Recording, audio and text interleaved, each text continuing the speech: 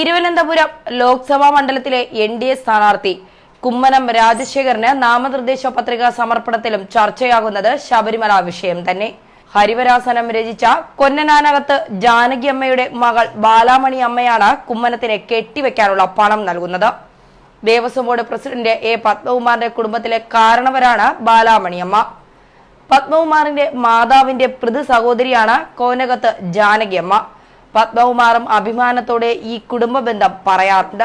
ശബരിമലയിലെ വിശ്വാസ സംരക്ഷണം ചർച്ചയാക്കാനാണ് ജാനകിയമ്മയുടെ കുടുംബത്തിൽ നിന്ന് കുമ്മനം തിരഞ്ഞെടുപ്പിന് കെട്ടിവെക്കാനുള്ള പണം വാങ്ങുന്നത്. കവടിയാർ വിവേകാനന്ദ പ്രതിമയ്ക്ക് മുന്നിൽ നിന്ന് നൂറുകണക്കിന് വാഹനങ്ങളുടെയും പ്രവർത്തകരുടെയും അകമ്പടിയോടെയാണ് പ്രകടന പത്രിക സമർപ്പിക്കാൻ കുമ്മനം എത്തുക. ഇന്ന് ഉച്ചയ്ക്ക് 12-നും 1 മണിക്കും ഇടയിലാകും പത്രിക സമർപ്പണം എന്നാണ് പുറത്തുവരുന്ന റിപ്പോർട്ടുകൾ.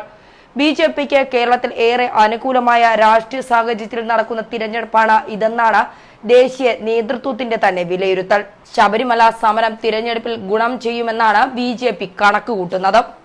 തിരുവനന്തപുരം, പത്തനംതിട്ട, തൃശൂർ എന്നിങ്ങനെ 3 സീറ്റുകളാണ് ഇത്തവണ കേരളത്തിൽ ബി.ജെ.പി പ്രധാനമായും ലക്ഷ്യമിടുന്നത്. തിരുവനന്തപുരത്ത് ഇത്തവണ വിജയത്തിൽ കുറഞ്ഞതൊന്നും ബി.ജെ.പി പ്രതീക്ഷിക്കുന്നുമില്ല. പല തവണയായി വഴുതിപ്പോയ മണ്ഡലത്തിൽ ഇത്തവണ കുമ്മനം രാജശേഖരന്റെ വിജയം സുനിശ്ചിതമാണെന്നാണ് ബി.ജെ.പിയുടെ വിലയിരുത്തലും. ഇതിനുവേണ്ടിയാണ് ശബരിമല വിഷയം സജീവമാക്കി നിർത്തുന്നത്. ഹരിവരാസനവുമായി ബന്ധപ്പെട്ട തർക്കങ്ങൾ ഇപ്പോഴും സജീവമാണ്.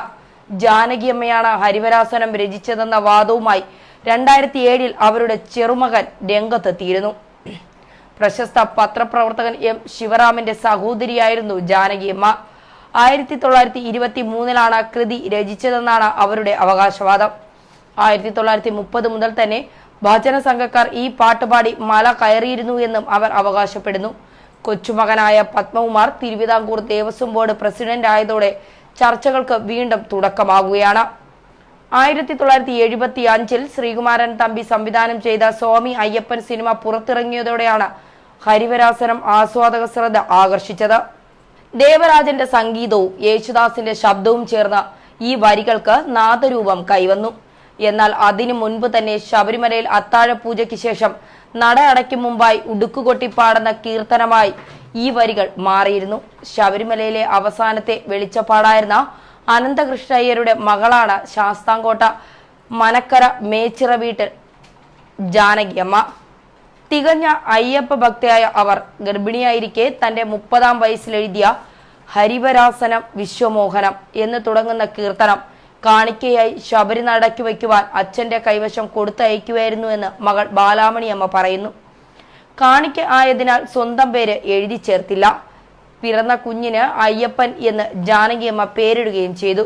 ഇതിനിടെ പുറക്കാട് ക്ഷേത്രത്തിലെ ഭജന സംഘവും കല്ലട സംഘവും ഒക്കെ ഈ പാട്ട് ജാനകിയമ്മയിൽ നിന്ന് പകർത്തിയെടുത്ത് പല താവളങ്ങളിൽ പാടി.